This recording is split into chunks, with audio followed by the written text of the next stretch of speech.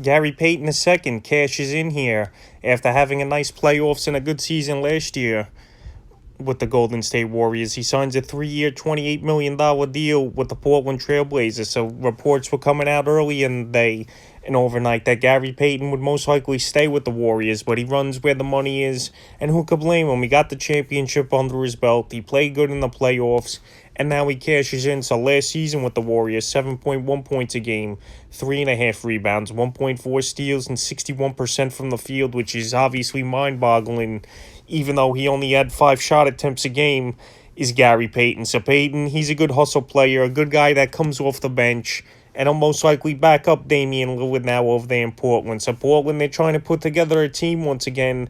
After last season, towards the trade deadline, they traded some of their better guys. Obviously, CJ McCollum being one of those guys. Robert Covington as well. So Payton, in terms of fantasy basketball, I still don't think he'll have fantasy value. Maybe here and there during the season, he'll be a guy that you pick up off your waiver wire. But going into fantasy drafts, he just doesn't do enough of anything great to garner a rush. I know the field goal percentage was great, but not many shot attempts. Not really a three-ball shooter, but a guy better in real life than fantasy basketball. He could steal the base basketball. He could play good defense.